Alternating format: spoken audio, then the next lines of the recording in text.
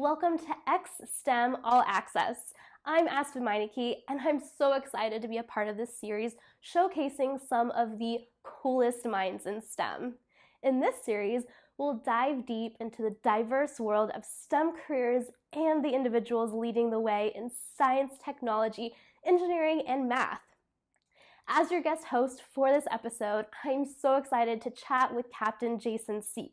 He's a project manager of the Hypersonic Plasma Re-Entry Effects Program for the U.S. Air Force, and I'm going to ask all the questions you'd like to know about his job, like what inspires him, what it's like working with cutting-edge technology, what it's like being involved in safely returning space vehicles back to Earth.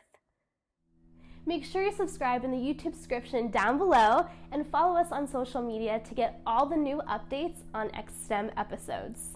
And don't forget to check out the full library of episodes available on demand right here.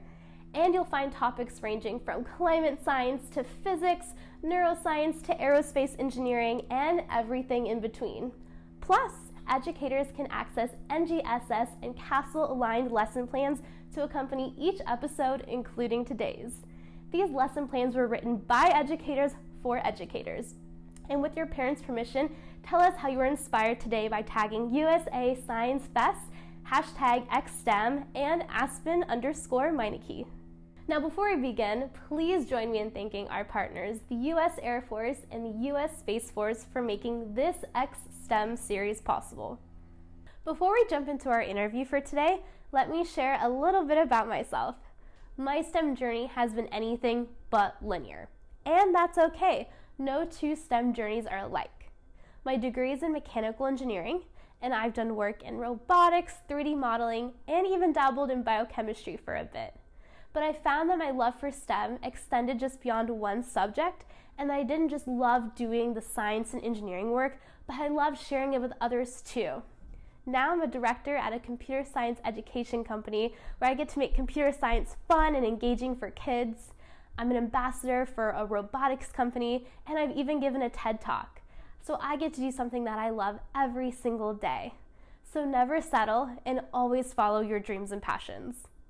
Now I hope you are as excited as I am to hear from today's speaker, Captain Jason Seek. Have you ever been glued to a screen watching a rocket take off into space and eventually returning back to Earth? It's exciting, right? Today's speaker has the unique job of helping to ensure that vehicles in space return safely back to Earth.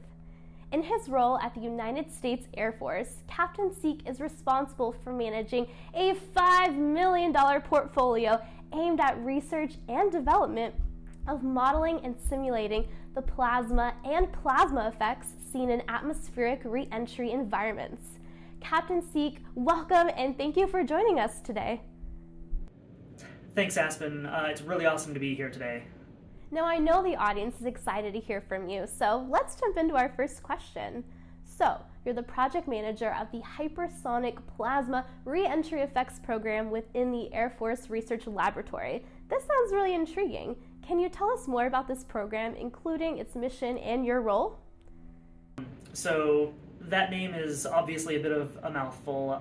We like to call it HyPrep for short because the military really loves its acronyms. So the whole premise behind this program is that we're looking at the plasma and plasma effects that are involved with any sort of vehicle re-entering Earth's atmosphere. And it gets really complicated really quickly. There are a lot of different things that we have to take into account. As you've probably seen in like any sort of media, whenever some sort of ship is flying in, you see all this like fire burning on the ship. Hollywood doesn't always get it accurate, but that's close enough. Basically, that represents the plasma that's being generated. High temperature, high pressure around this vehicle. And of course, it gets, with those kinds of temperatures, it can easily just destroy anything. So we have to be very careful with the type of heat shield material that we use on this craft. So that's kind of an intro to what I actually do, which is the modeling and simulation of these re-entry vehicles. So we invest in a lot of ground test facilities so we can validate all of our modeling and simulation software suites, all of our programs. And then once the programs have been validated, we can go in and run some sort of new vehicle design and just see how it performs. And hopefully it works, but if it doesn't, then it's much better than launching an actual re-entry vehicle and having it just blow up in the atmosphere. Way cheaper to do the modeling and simulation. And I'm at a position in my career in which I'm more focused on making sure the program itself runs, looking at the bigger picture of everything. So I'm not necessarily doing the programming aspect or running the codes, but I work with a lot of the scientists that do. And I also work with universities, industry, academia, to figure out what sort of gaps exist in our current understanding so we can flesh out the code, make it more complete and more accurate. Wow, so your work contributes to the safe return of vehicles through high temperature environments back into the Earth's atmosphere? That's really cool. I cannot wait to learn more. Your job involves collaboration with many organizations, including the U.S. national labs and foreign partners. In what way is collaborating with different organizations, both in and out of the military, important to your success? Like I alluded to, we do a lot of work with universities, and as I kind of already touched on, it's important to understand what their capabilities are and impart onto them what sort of research we're looking into. And that's just good all around to ensure that we're all on the same page and making sure that we're not talking past each other, just making sure the right research is getting done. And as far as the national labs, I work often with Lawrence Livermore and Sandia National Labs on a lot of collaborative efforts. So I often work with them on the same types of projects, but it's good to have that sort of sanity check with them, because it's good to it's always exciting to do the work, but unless there's someone that can look in on the work and verify that what you're doing is accurate and valid, then all the work could be for naught. So it's important to have these collaborative efforts with these national labs, just to give, again, a sort of sanity check that what we're doing is accurate and verifying and validating all the work that we're doing. Collaboration is so important. Working with other experts allows us to benefit from diverse backgrounds and skill sets to help us solve problems. Plus, it's a great opportunity to learn from others and vice versa. So, when people hear terms like plasma effects and atmospheric reentry, they might not immediately think that these things impact their daily lives. Tell us about how your work in the Air Force impacts the general public. Admittedly, the plasma and plasma effects impact the daily lives in a very subtle way. But as we move further and further into the future, it's going to start impacting us more and more. For instance, there are companies out there that are trying to do manufacturing in space, which is super cool, but what that means is that they have to launch the stuff into space, do their manufacturing, because apparently things can get great results in zero gravity, but then they have to launch it back down to Earth. If it stays up in space, it's no use to us. And if we don't understand the re-entry effects very well, then all the stuff that they manufactured will just get burnt up and destroyed, and then it's still useless to us. So one thing about understanding the plasma and plasma effects is it helps us understand the type of heat that is transferred from the atmosphere to the re-entry vehicle. It also helps us understand what types of heat shield materials we can use to better protect the payload. And that's just one example of how that can affect us on our regular day-to-day lives. If we're also talking about things like satellites, we launch satellites, they stay up there for as long as possible, but eventually they do get old and we have to bring them back down. We have to decommission them. And if we don't understand how the trajectory works, then a satellite could land on your house. So it's very important to understand how the satellite will re-enter atmosphere, what sort of trajectory it's going to see, and make sure it's landing in a safe area. And if we need to recover anything, make sure it's landing in an area that we can recover from. Wait a minute, are you saying that someday I could buy a product with a tag that says made in space? The idea that manufacturing in zero gravity is just on the horizon is super exciting. I personally cannot wait to see what the future holds. Speaking of the future, what do you think or hope will be the next big discovery in your field? I would say one big thing is this plasma affects everything, even communication signals going to and from the reentry vehicle.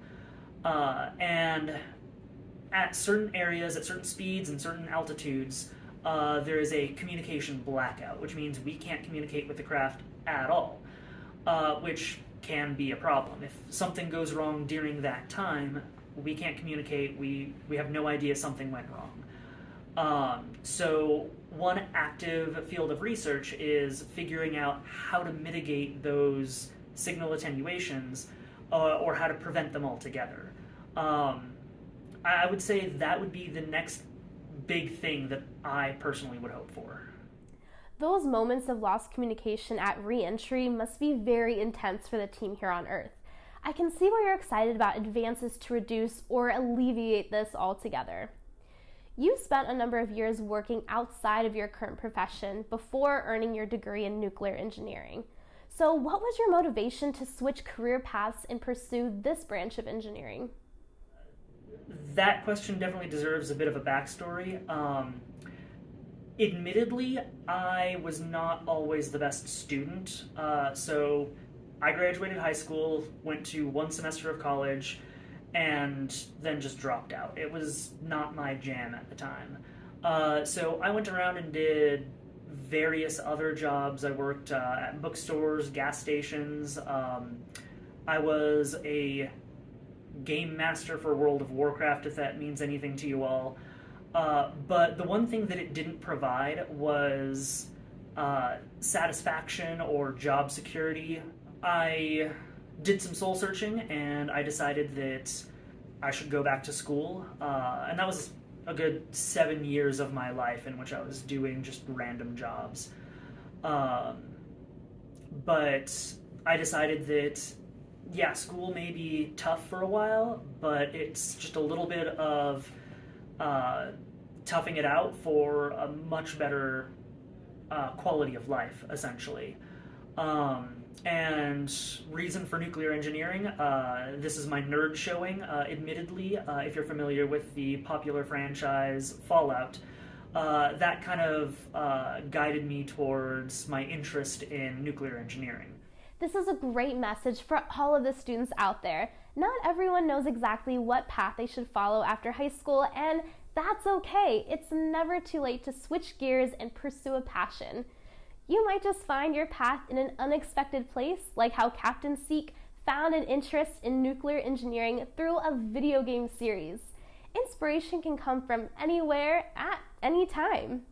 Speaking of degrees in nuclear engineering, you hold both a bachelor's and a master's in that area of study. Did you encounter any challenges or obstacles in pursuing those degrees? And if so, what impact did those challenging experiences have on you?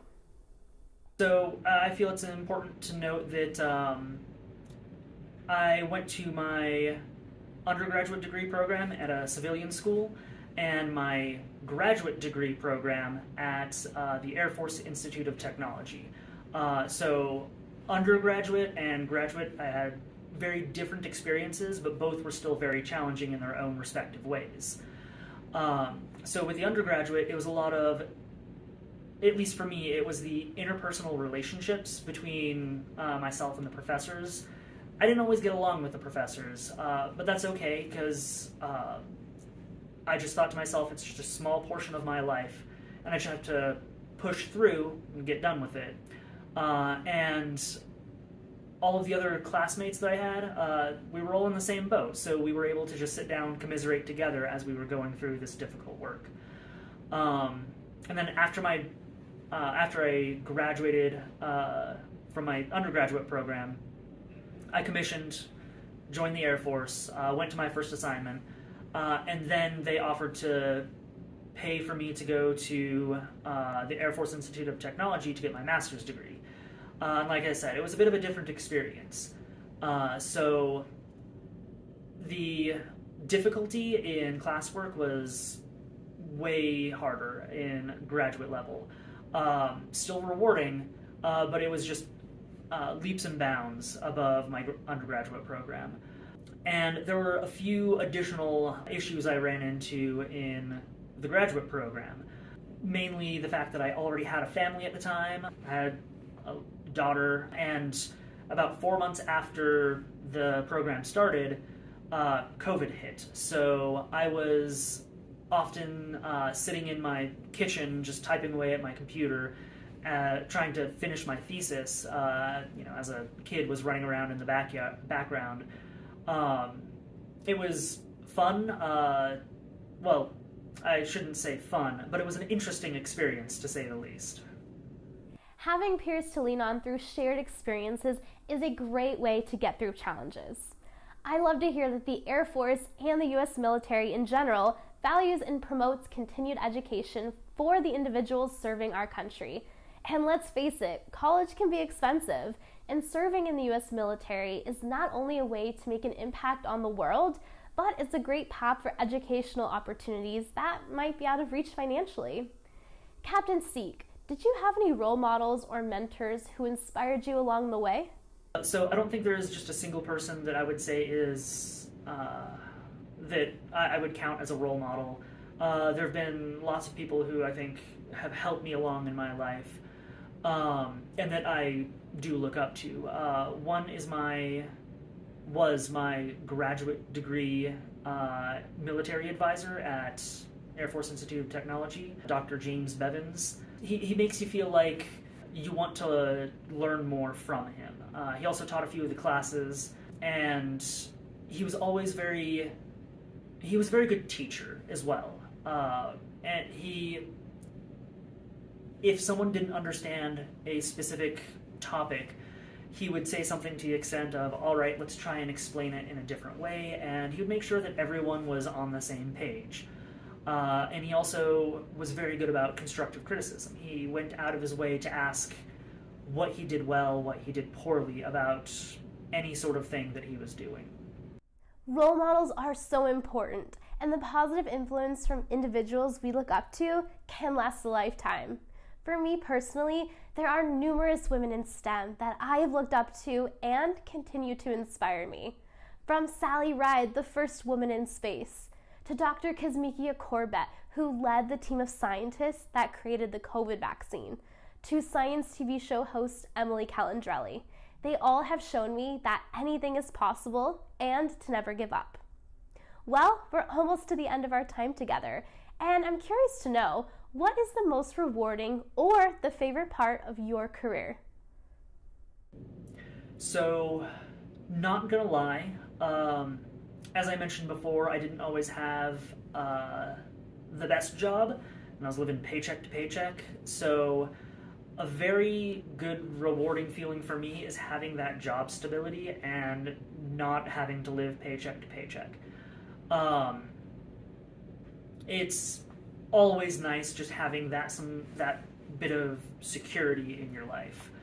On a more professional level, it's also really rewarding knowing that I can actually work on big projects and see them through to completion. At other jobs I've had, it's just been menial work, and I don't really have a say in anything that I did.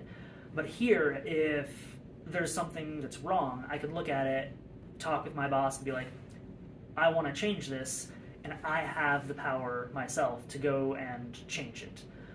It does take work, but that just having that ability to do that is very fulfilling. Um, and then one last thing is we like to do STEM outreach programs for the various schools in the local area. And also, not gonna lie, it's whenever I get to go to these schools and just see the kids super excited about like a liquid nitrogen demonstration, it's just fun. And that in and of itself is worth putting up with all the other stuff that I have to deal with in my life. Just watching kids be excited about science, that's always cool. Stability and fulfillment. What more could you ask for? And thank you for sharing your passion for science with the next generation. Now, before we sign off, I would like for you to give the students one takeaway thought to leave with. So, the big takeaway I would say is follow your own path. Whenever, I'm sure we've all heard that, school is everything, and it does help, but you can't necessarily force someone to do something that they don't want to do. As long as you're passionate about what you do and you're realistic with what it's going to provide you in life, then you'll probably go far. But you still got to follow your own path. Follow your own path. I could not agree more. Captain Seek, thank you for joining us today. Thanks again, Aspen, for inviting me to do this. It was great, awesome to be here. And thanks to all the students for joining in. I hope my words reached you in some fashion. I really enjoyed learning about your very unique career. Speaking of cool jobs in the Air Force, let's watch this brief video to see some more.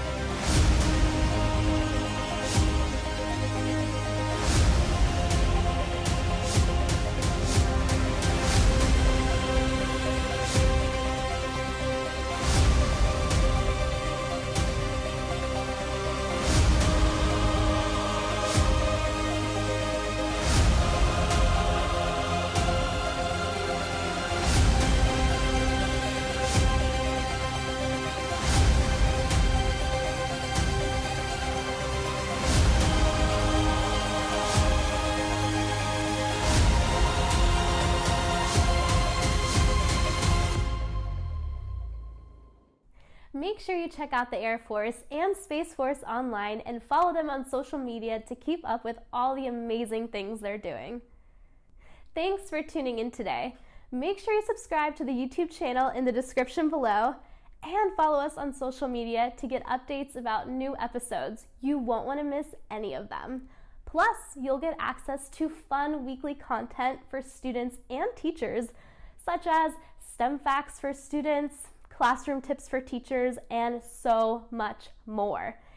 And don't forget to check out the full library of episodes available on demand right here. Each video has an NGSS and CASEL-aligned lesson plan for teachers to use in the classroom.